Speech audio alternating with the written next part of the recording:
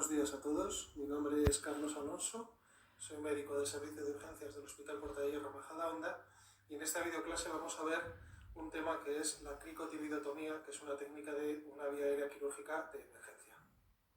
Buenos días a todos, en esta videoclase vamos a ver en detalle una técnica de acceso quirúrgico de emergencia a la vía aérea que es la cricotibidotomía o coniotomía.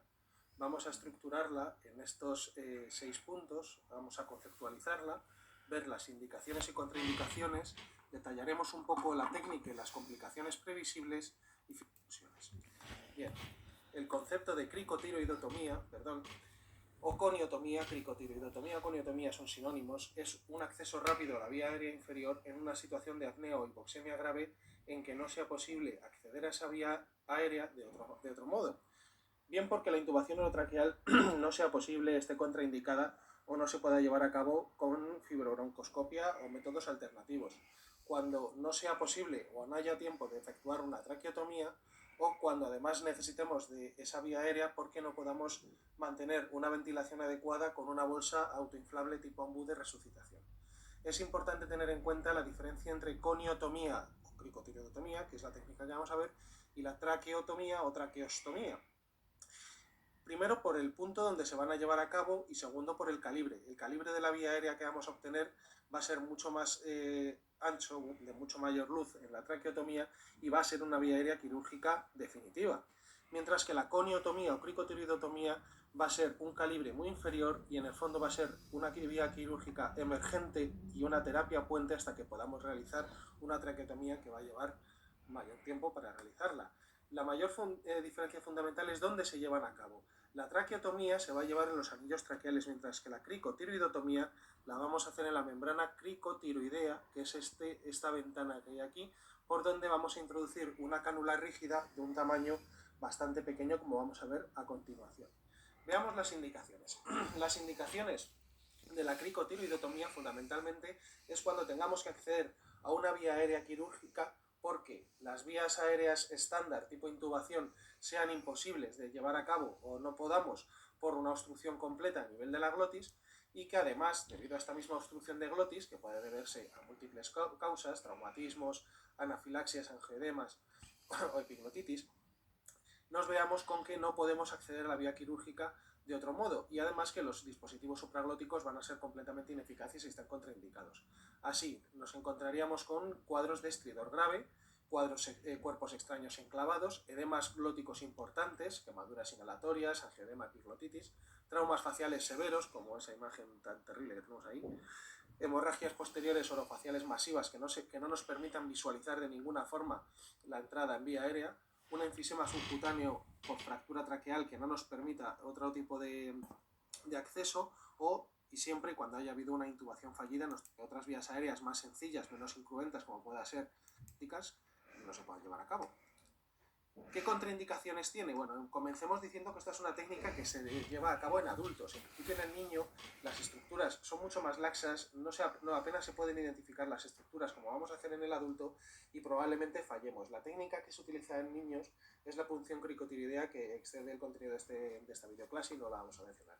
Bien, en el adulto, ¿qué contraindicaciones nos vamos a encontrar a la hora de llevar a cabo la cricotiroidotomía? Por un lado están las absolutas. Pues para empezar, que sea posible realizar una intubación o un manejo menos invasivo de la vía aérea. También, cuando haya una disección de la vía aérea, como la imagen que tenemos ahí, en degollamientos, etcétera, donde la indicación va a ser directamente de traqueotomía. O cuando, debido a un trauma directo, generalmente un trauma contuso, vaya a haber una lesión muy importante de los cartílagos tiroideo o cricoideo que nos impida tanto visualizar como palpar las estructuras o en las cuales directamente estén desestructuradas de por sí. Y contraindicaciones relativas, bueno, los tumores laringeos, cuando ha habido una intubación prolongada reciente donde va a ser esperable o por lo menos no extraño que pueda haber una estenosis traqueal que nos vaya a dificultar mucho la maniobra, entre las contraindicaciones relativas las coagulopatías de cualquier índole o cuando hay un hematoma importante en el cuello, pues por lo mismo que decíamos antes de que vaya a ser imposible verificar las estructuras. Vamos con la técnica en sí. La técnica vamos a mencionar varias formas de llevarla a cabo. La primera es el procedimiento clásico, luego veremos dos dispositivos comerciales y finalmente explicaremos más en detalle uno de ellos. La técnica, el procedimiento clásico consiste en, una vez que hemos localizado las estructuras, identificado el tiroides, como vemos aquí, la nuez de Adán, pues sabemos que inmediatamente por debajo vamos a encontrarnos con esta membrana cricotiridea. Haríamos una incisión vertical de la piel y del platisma y de los planos superficiales, una incisión horizontal una vez expuesto el cuello. Cabe decir que esta es una zona relativamente avascular y que no debería enturbiarse demasiado el campo con sangre, aunque algo evidentemente siempre va a haber. Con una herina abriríamos y una vez abierto el acceso introduciríamos, podemos abrirlo con unas pinzas trivalvas y una vez abierto introduciríamos una cánula de traqueotomía de un calibre fino. Este es el procedimiento clásico. Hoy día existen otros procedimientos como el procedimiento de Melker, que es este que vemos aquí, con un dispositivo que en el fondo, si nos fijamos en cuanto a la forma de llevarlo a cabo, es muy parecido a una técnica Seldinger. Lo que estaríamos introduciendo primero es con un ángulo de 45 grados mirando hacia caudal, introduciríamos con un sello de agua una aguja en este punto. Al entrar aire, al ver el borbojeo, veríamos que ya estamos en vía aérea. Introduciríamos un pelo. Una vez el pelo introducido, se dilata el orificio con un bisturí y a través del pelo se introduce la vía aérea, el catéter de Melker, que es la vía aérea que vamos a utilizar, con balón de neumo. Por otro lado, hay otros dispositivos como el Quick Track, que es este que vemos aquí, o Quick Track. Hay dos variantes, el Quick Track 1 y el Quick Track 2, que es su evolución, donde ya tiene balón de neumo, y se introduce tal cual va a ir. Aquí hay también un sello de agua, pero tenemos que hacer aspiración a la vez que introducimos. Es un catéter, un trocar serio y que asusta un poco a la hora de emplearlo, ¿vale? Con un bisel muy afilado como todos los trócares, y que ya tiene una curvatura para introducirla con la misma técnica de Melker y la misma inclinación, y que una vez que estamos introducidos y haciendo a la vez aspiración, ojo, vemos el burbujeo, ya avanzamos, manteniendo fijo el trócar, no vamos a seguir avanzando con el metal, y avanzamos lo que es la propia vía aérea. Este tiene una técnica que hay que depurar un poco. Y finalmente, y es la que vamos a mencionar más en detalle, vamos a mencionar el kit de cricotiridotomía, el Minitrack 2, ¿vale? Que es por lo demás el más habitual y el que se ve más en muchos servicios de emergencias. ¿En qué consiste? Vamos a verlo poco a poco. Bueno, este kit tiene una serie de componentes que vamos a ver aquí en detalle. Por un lado, tiene un bisturí cortito, si os fijáis, que ahora veremos que tiene un tope. Va a tener un conector universal al ambú, a los respiradores. Va a tener el propio catéter, que os fijáis es bastante fino, son 4, 4,5 generalmente. Y un fiador, que no, este no es semirrígido, este es un fiador rígido de verdad. Y una sonda de aspiración y una venda, una gasa para dejarlo fijado una vez insertado. Vamos con la técnica en sí. Entonces, vemos por un lado que tenemos un bisturí. Este bisturí, si os fijáis, aquí podemos ver claramente cómo que tiene un tope, ¿vale? Por mucho que queramos introducirlo y apuñalar el cuello del infortunado paciente, este tope no nos va a dejar introducirnos más allá de lo que es la vía aérea, que por lo demás vais a ver que es muy superficial. Tenemos por otro lado el catéter, el tubo que vamos a introducir es un tubo muy finito y con un fiador rígido de veras, que además sobrepasa.